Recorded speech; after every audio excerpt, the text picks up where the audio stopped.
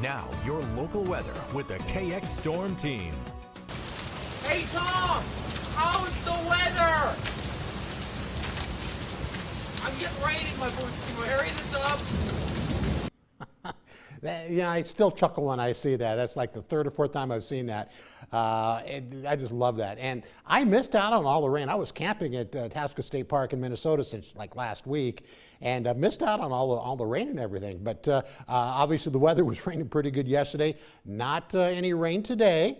Right now the camera's not shaking like it has been earlier today. The temperature 56 degrees, at least in Minot, but it's 40 or 50 degrees in Rugby and Harvey, and I think in the forecast first that said 48. So it's actually gone up a couple of degrees. Still 50s across western North Dakota. The wind is roughly 3 to 5 miles an hour. Some spots a little bit more. Obviously some spots a little bit less. It was much breezier today. And it looks like the wind's kind of all over the place. But by tomorrow, the wind is going to be out of the south or southeast, and it's going to be a little bit breezy again. This hour, hey, the wind gusts are gone. That's nice to see. And when we look around the rest of the country, of course, we had that big rain go through yesterday, and the storms, especially Jamestown, just got clobbered, right?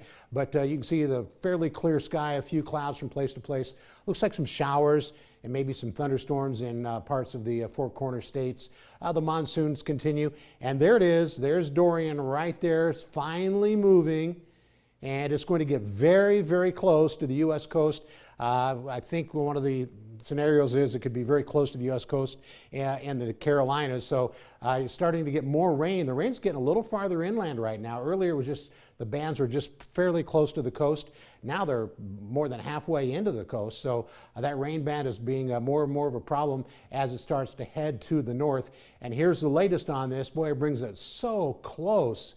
You see that now. Earlier today, this actually was even closer to the coast, so this is a bit of a change, just a little bit farther out to sea, but still a lot of rain is expected with that. Now, when we check out our forecast model for tomorrow morning at 7 o'clock, you can see the arrows. They're kind of out of the south or southeast, and the arrows are pretty small, so not much wind early in the day, maybe a few clouds.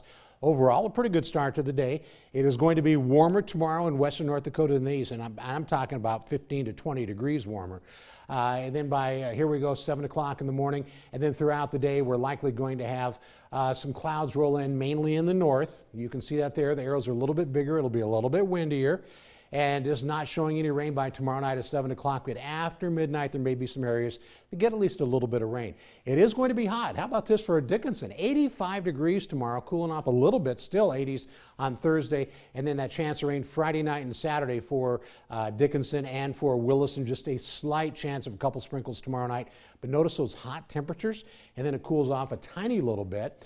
Forecast lows tonight will be in the 40s, low 40s to the east, and maybe 40s, upper 40s to around 50 degrees along the Mondac border.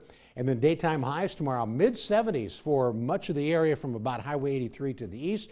But you get west of Highway 83, and now we're talking 85 to maybe 90 degrees. It is going to be that hot.